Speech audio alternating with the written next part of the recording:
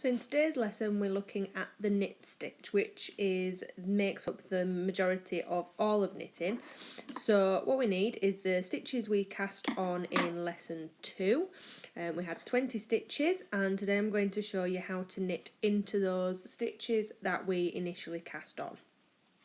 So what you want to do is make sure the two tails of yarn are on the right hand side, so you're flipping your needle over, and we're going to be working with the yarn that's attached to the ball, and this strand of yarn is the tail end of yarn that will get weaved in at the end, so you just want to keep hold of that in your left hand so that you don't get the two muddled up, because then you'll have to go back and do it all again, which we don't want. So what I am going to do, as you can see, just holding this yarn here. And what we want to do is just scooch the stitches down the needle so that the working stitch is closer to the tip of the left hand needle. And now we're just going to insert the tip of our right needle into the first stitch. Now, if you just watch what I'm doing here, I'm just going to loosen up this stitch to show you where it is that you're wanting to put your needle in. So, this space here that you can see, just put my just through here. I'll just put my finger through it like so. This is where you're wanting to put your needle, but from this side. Okay, so the tip of your right hand needle will go through there like so. I'm just going to show you how to hold the yarn because it's quite important really. It can be done however you want. I like to wrap it around my little finger, so I like to go around my little finger like so, and then run it under my last 3 fingers and over my index finger. And then I'd pick the knitting needle up with my index finger and my thumb. So again, round my little finger, under my last 3 fingers, over my index finger, and then hold my knitting needle like so. It doesn't really matter how you do it, whatever is most comfortable for you at the moment. I just find that this tensions my yarn really well, which is something I'll be looking at in future courses. So now we're going to insert our needle, as I showed you before, through that space. I'm just going to show you what it looks like on the needles. It just wraps around both needles crossed, with the right hand needle crossed underneath the tip of the left hand needle. And you just want to wrap your yarn around the right hand needle and between those 2 needles.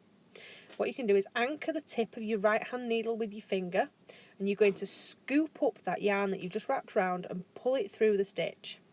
Okay?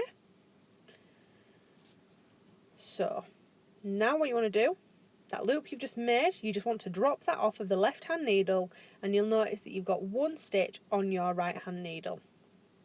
Just adjusting my lighting a little bit because the lighting outside keeps changing.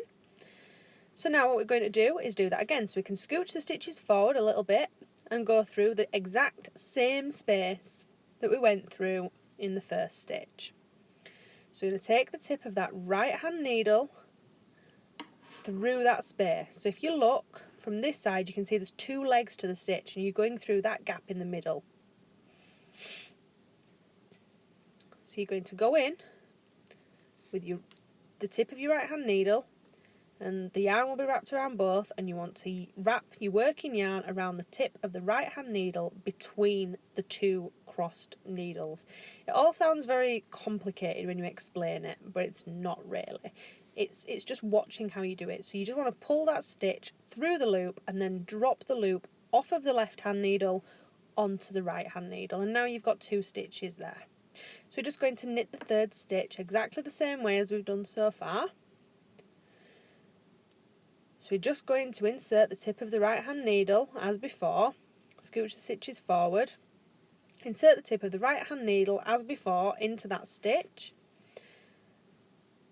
The stitches will be crossed and the yarn will be wrapped around them, and then we're going to take the working yarn around the right hand needle and in between those 2, anchor the stitch and pull that loop through and drop it off of the left hand needle. So what I'm going to do is I'm going to speed through these stitches now. You can always rewind it like you did in the last video. So I'm going to speed through now, and what we want to do is I'll come back to you when I've done one whole row, and then I'm going to show you how you will turn the work and knit it. I'm going to show you how to turn the work, and then we will knit into the other side of these knit stitches. So I'll speed up now and I'll come back to you when I've got a whole row knit.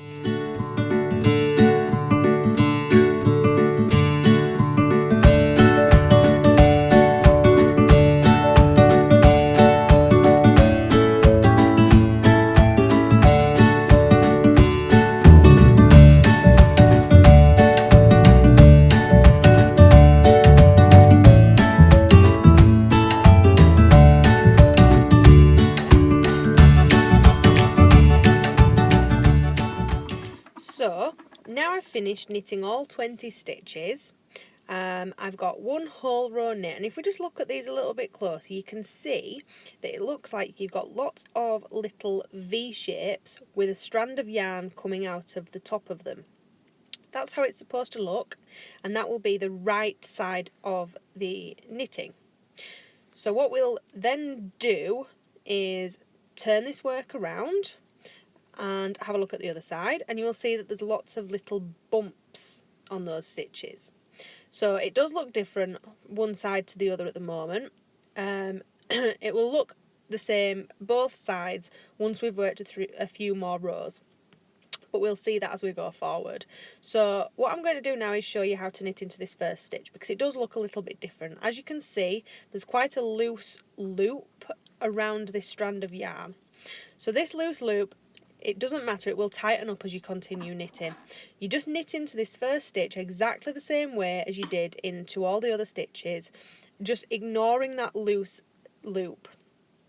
And you're just going to ignore that completely and knit into the strand of yarn above it as you have done with all the others. So what you want to do is just take your right hand needle, get your yarn wrapped around your right hand in your position, in your working yarn position, and this loop here, exactly as before, you want to insert your right hand needle, and then you will have the yarn wrapped around your crossed needles, and you're going to bring your working yarn around the right hand needle, scoop the yarn up and drop that stitch off.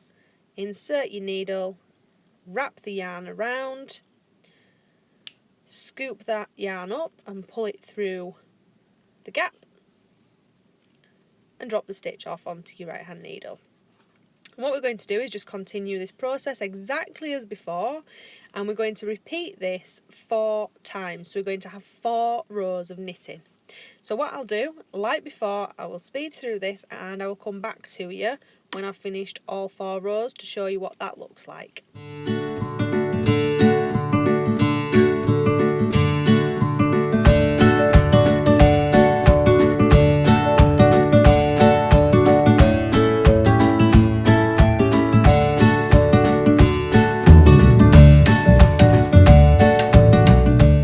So now I have knit 4 rows of just the knit stitch, which makes a garter stitch fabric, which is this lumpy bumpy looking fabric we have here, and that's how it's supposed to look. The garter stitch is a very bumpy fabric.